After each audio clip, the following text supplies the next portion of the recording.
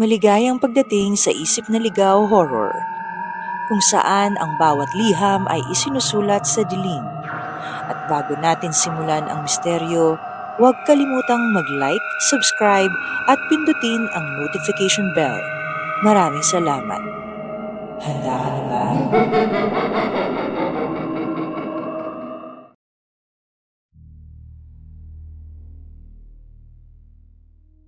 Magandang gabi, Miss Kate, at sa lahat ng mga loyal kaisip na laging nakikinig. Ako po si Liza, isang single mom at call center agent dito sa Quezon City. Ang kwentong ibabahagi ko nangyari mga 5 taon na ang nakalipas. Sanay na ako sa ganitong oras, graveyard shift. Tulog ang buong mundo, pero ako gising at pagod. Nakasanayan ko na, Miss Kate, na bago dumiretso pa uwi, dumadaan muna ako sa maliit na Angel's Burger sa kanto. Para sa akin, iyon ang reward ko pagkatapos ng shift. Buy one take one, cheeseburger at isang soft drinks. Doon ko pinapababa ang stress bago ako umuwi sa inuupahan kong maliit na apartment. Good morning po, Ate Liza. Usual order? Oo, the usual. Buy one take one cheeseburger, extra ketchup please. Ganon lagi. Sanay na rin yung crew sa akin. Hindi na nila tinatanong ang pangalan ko kasi kabisado na nila. Kaya kahit dis oras ng gabi, kampante ako. May ilaw, may tao, at alam kong ligtas ako kahit sandali lang. Pero isang gabi, napansin ko ang isang bagay na hindi ko agad maipaliwanag.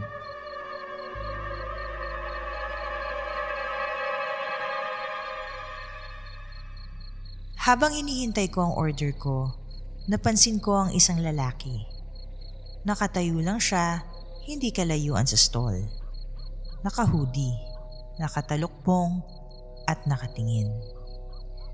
Hindi siya pumila, hindi rin siya nag-order. At ang pinaka nakakapagtaka, bigla siyang nawala nang ibigay na sa akin ang burger ko. Ate, cheeseburger nyo. Ingat po sa pag-uwi. Ngumiti ako at umalis. Hindi ko na inisip ang tungkol sa lalaking yon. Sabi ko sa sarili ko, baka tambay lang. Pero Miss Kate, hindi iyon ang huli. Kasi kinabukasan, nang bumalik ulit ako sa Angel's Burger, nandun na naman siya. At kagaya ng dati, tumayo lang siya sa gilid, hindi umorder. Tapos, nang matapos ko nang kunin ang burger ko, bigla rin siyang naglaho. Doon nagsimula ang tanong na hindi ko masagot. Ba't tuwing ako lang naroon tsaka siya lumilitaw? At bakit sa tuwing tapos ng order ko, nawawala naman siya? Hindi ko pa alam noon, Miss Kate. Pero iyon na pala ang simula ng isang misteryong magpapabago sa tingin ko sa mga simpleng tambay ng kanto. Miss Kate, akala ko nung una, nagkataon lang. Isang tambay na nakatayo malapit sa Angel's Burger. Pero sa mga sumunod na gabi, nandun ulit siya. Pareho ang itsura. Naka-hoodie, nakatalukbong, at nakatayo lang sa gilid. Tahimik, nakatingin, hindi kumikibo, hindi rin pumipila. At ang pinaka nakakapagtaka, parang ako lang ang nakakakita.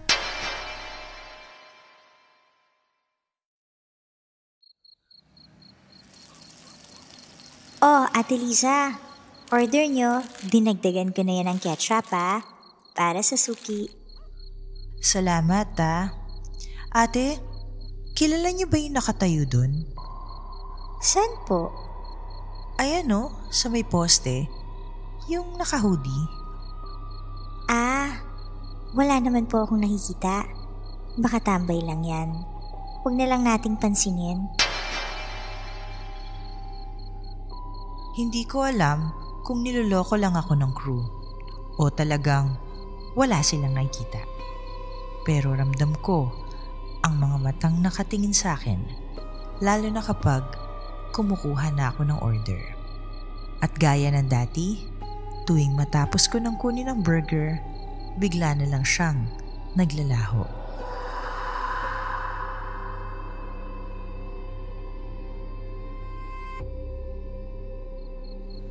Isang gabi, sinubukan kong magbago ng oras. Maaga akong umuwi. Mga 10:00 pa lang ng gabi. Sinabi ko sa sarili ko, kung tambay lang siya, baka hindi ko na siya maabutan. Pero nang lumapit ako sa Angel's Burger Stall, naroon na naman siya. Sa parehong pwesto, sa parehong ayos, at gaya ng dati, nakatingin lang. Kinilabutan ako kasi ibig sabihin, hindi lang simpleng tambay ang lalaking yun. Hindi ko pa alam nun, pero malinaw na may connection siya sa akin. At habang mas lalo kong pinipilit, iwasan siya, mas lalo siyang nagpaparamdam.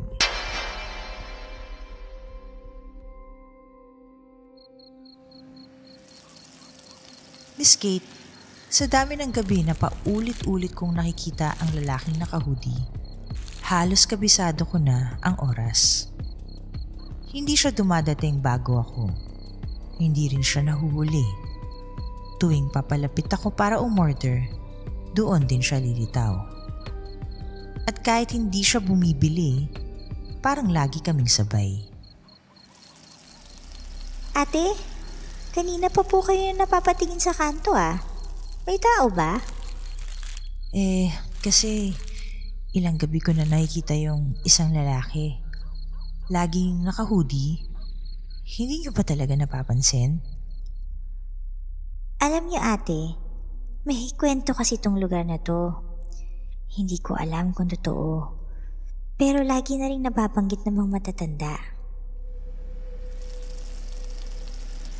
Sabi nila, mga 10 taon na ang nakalipas. May nangyayaring hold up dito. May isang dalagang tinangkang tirahin ng magnanakaw.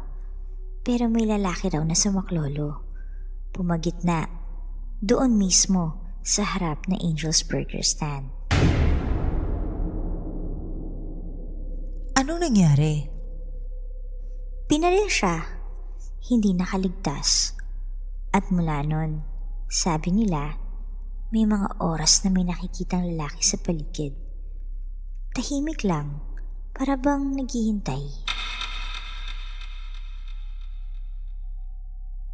Para akong binuhusan ng malamig na tubig. Hindi ako makapagsalita. Kasi Miss Kate, sa isip ko, bumabalik ang isang alaala. College pa ako nun, dalagita pa lang. Naalala kong minsan, muntik na akong ma-hold up pauwi galing sa group project. Malabo ang detalye, mabilis ang mga pangyayari, sigaw at ingay ng baril. Pero isang bagay na tatandaan ko, may isang lalaki ngang sumaklolo. At hindi ko na siya muling nakita.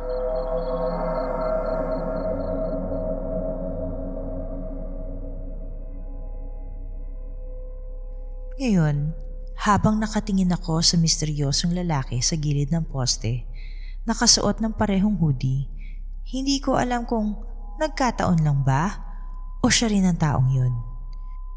Pero kung siya nga, bakit ngayon lang siya nagpapakita? At bakit tuwing umu-order ako sa Angel's Burger?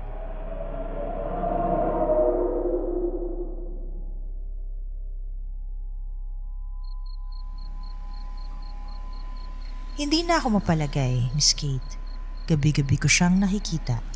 At tuwing ako'y bibili, para bang naghihintay siya sa parehong oras.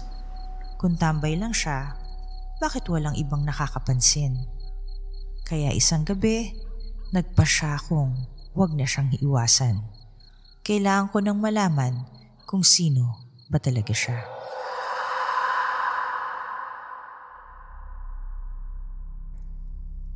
Paglapit ko sa counter, naroon na naman siya.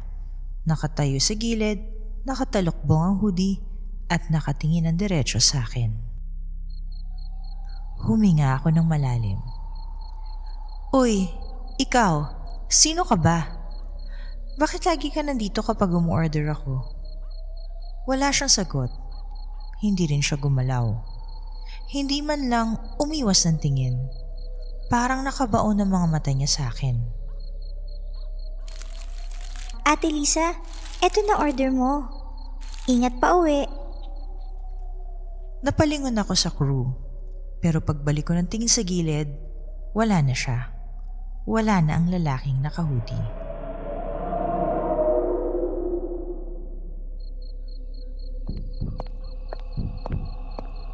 Naglakad ako ng mabilis pa uwi.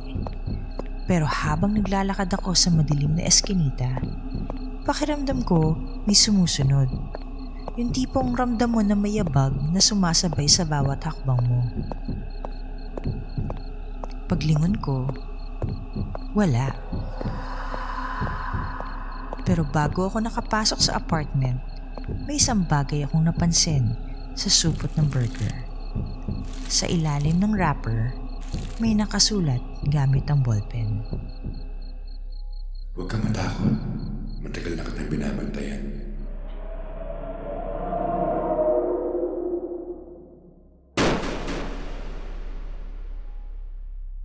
Miss Kate, hindi ko alam kung ano ang mas dapat kong maramdaman, takot o pasasalamat.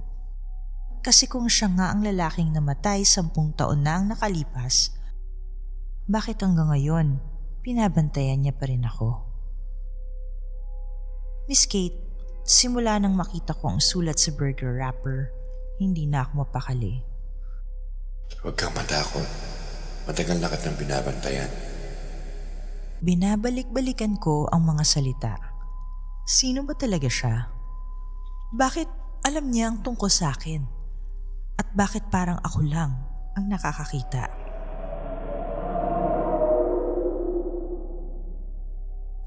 Hanggang isang gabi, habang nakatulog ako sa sobrang pagod, nanaginip ako. Nasa parehong kanto ako. Pero mas madilim, mas tahimik. Wala bang Angel's Burger stall noon. Puro tindahan lang at poste ng ilaw. At doon, muling bumalik sa akin ang alaala na matagal ko nang kinalimutan.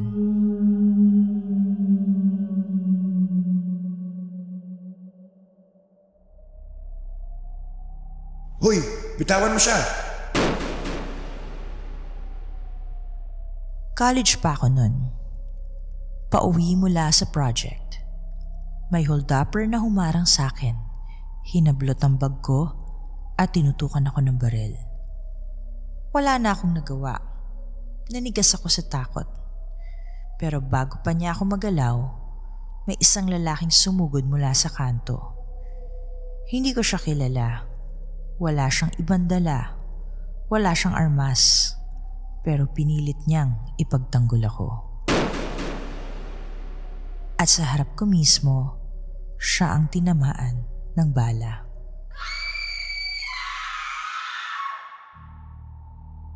Hindi ko na siya muling nakita. Wala rin akong nalaman tungkol sa kanya. Ang natatandaan ko lang, siya ang dahilan kung bakit buhay pa rin ako ngayon.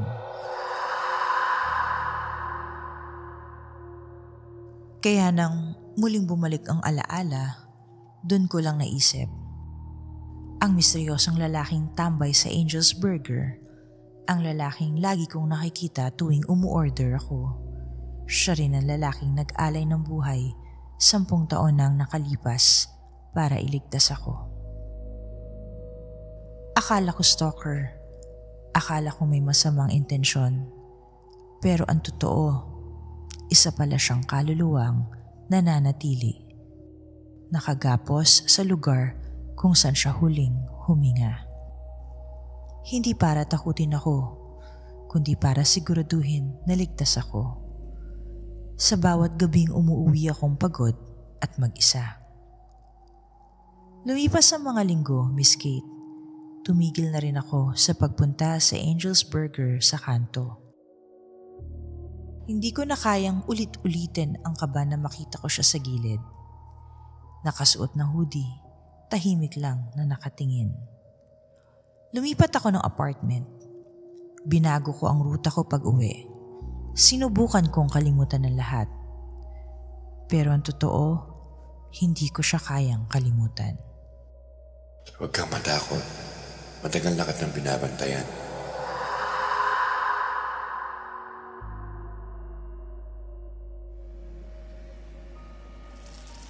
Minsan, kapag dumadaan ako sa ibang branch ng Angel's Burger, napapatingin pa rin ako sa mga mesa. At kahit walang nakaupo, parang may presensya pa rin nakabantay. Hindi na ako natatakot. Ang iniisip ko na lang, baka hanggang ngayon, binabantayan niya pa rin ako. Hindi bilang stalker, kundi bilang bantay. Ako si Liza at ito ang kwento ko. Akala ko may stalker akong misteryosong tambay sa Angel's Burger. Pero ang totoo, siya ang taong minsan nagligtas ng buhay ko at patuloy na gumagawa ng paraan para hindi na ako muling mapahamak. Huwag kang matakot. Matagal na kitang binabantayan. At sa bawat kagat ng burger na inuuwi ko noon, hindi lang pala ako mag-isa. Kung sino ka man, maraming salamat. Maraming salamat, Miss Kate, sa pagbasa ng kwento ko at more power sa Isip na Ligaw Horror. Kung nagustuhan mo ang kwento, i-like at mag-subscribe ka na. At kung may sarili kang creepy na karanasan, i-share mo sa amin. isipnaligawhorror@gmail.com. Hanggang sa susunod na lagim.